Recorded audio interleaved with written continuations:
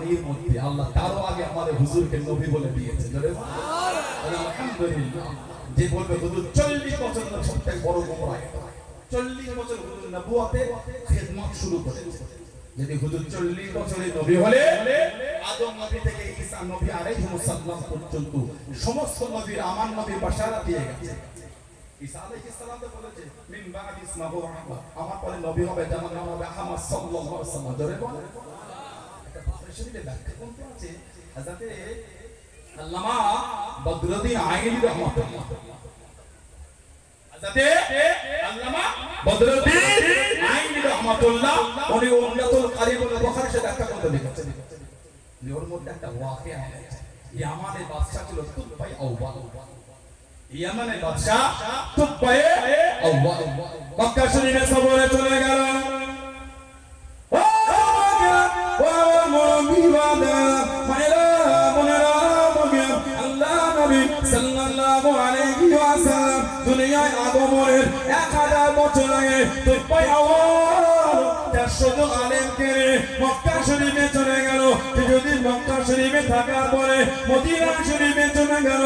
তৎকালীন সময়ে মদিনা শরীফের নাম ছিল ইয়াসরিব বা ইয়াসরাব। মদিনা শরীফে যদি থাকার পরে আমার দেশে চলে যাবেন, আমার দেশে ফিরে যাবেন, 400 আলেম দাঁড়িয়ে দিন, 400 আলেম শুনিয়ে দিন। আমরা ইয়ামান দেশে যাব না, আমরা ইয়ামান দেশে ফিরব না। আপনি যদি আমাদের বলেন জানো মেরে বলেন ইয়ামান দেশে যাব না, কেন ইয়ামান দেশে ফিরবে না, কেন ইয়ামান দেশে যাবে না? 400 আলেম দাঁড়িয়ে দিন, 400 আলেম শুনিয়ে দিন।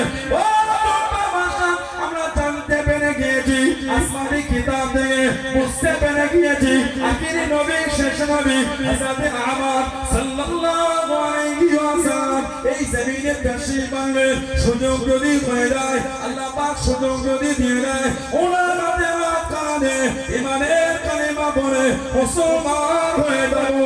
জোরে বলুন সুবহান, আর একটু জোরে বলুন সুবহান। দুনিয়ায় আসার হুজুরের 1000 বছর আগে সুযোগ আল্লাহ দেয়, ওনার হাত ধরে কালিমা পড়ো। এমন দেশে বর্ষা বলো তোমরা আখিরি নবী দেখবে, আমি দেখবো না, তাহলে আমিও যাচ্ছি না। সুবহানাল্লাহ বলে উনি এমন দেশ থেকে টাকা পয়সা ধন সম্পদ সব পরিবর্তন করে মদিনা শরীফে আনলেন।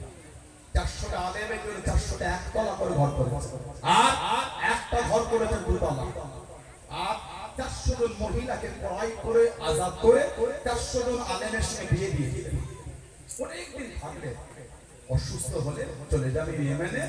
যাবার আগে চিঠি লিখলে ইয়া রাসূলুল্লাহ সাল্লাল্লাহু আলাইহি ওয়াসাল্লাম আমি ইয়েমেনের বাদশা তুবাই আউওয়াল হুজুর ওই খবর পেয়ে আপনি ইসরাইল জমিন আসবেন, ইয়াসরিব জমিন। হুজুর যদি আপনাকে দেখতাম সবার আগে আমি আপনার হাত ধরে কালিমা পড়ে মুসলমান হতাম। বলেন সুবহানাল্লাহ।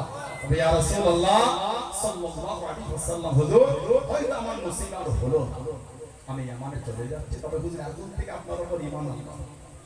হাদিস শরীফে রওয়ায়াত এসেছে হুজুর বলে যে লা তাসুব্বু তুব্বা, তোমার তুব্বাকে গালি দেবে না। লা তাসুব্বু তুব্বা, তোমার তুব্বাকে গালি দিও না। হুজুর আমি খবর পেয়ে যে হিজরত করে আসবে, কে ঘর দেবে না দেবে আমি এখন থেকে আপনার কদমে এই ঘরটা হাদিয়া করে দেব। হুজুর হিজরত করে সাহাবী ঘরে উঠেছিলেন।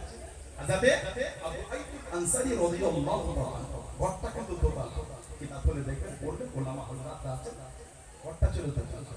প্রথম দিন হুজুরকে নিচে দিয়েছে, উনি বলেছেন হুজুর উপরে যান, হুজুর নিচে থেকে লোকজন আসবে তোমার বিরক্তি হবে। রাত্রিরে বর্ণনা এসেছে একটা পানির পাত্র উল্টে গিয়েছে, সারা রাত খালি স্বামী স্ত্রী মুছে চাচিয়ে গেছে। হুজুর নিচে গিয়ে এতটা পানি হুজুরের শরীরে পড়ে, কতটা আদবের খেলাফ। আর সারা রাত ঘুমোতে পারে। হুজুর কোন দিকে পা করে ঘুমিয়েছে, হুজুর কোন দিকে আছেন, আমার পাটা কি হুজুরের মাথার দিকে হয়ে গেল, আমার পাটা কি হুজুরের দিকে হয়ে গেল। এই সারা রাত করে আবু আইয়ুব আনসারী হুজুর রাদিয়াল্লাহু আনহু সারা রাত ঘুমান না, সারা রাত হুজুরের অপেক্ষায় আদরে। সকাল হতে হতে হুজুর বিয়াদি মাফ চান, আপনি ওপরেই থাকেন। যদি বলুন সুবহানাল্লাহ। আমি যেটা বলছিলাম হুজুর হিজরত করলেন সাল্লাল্লাহু আলাইহি ওয়াসাল্লাম, ওই চিঠিটা উনি লিখে একজন আলেমকে দিয়ে ওসিয়ত করে ছেড়ে দিয়েছেন, আপনি যদি হুজুরকে তাকে ওনার হাতে দেবেন, আর আপনি যদি দেখতে না পান আরেকজনকে দিয়ে ওসিয়ত করে যাবেন।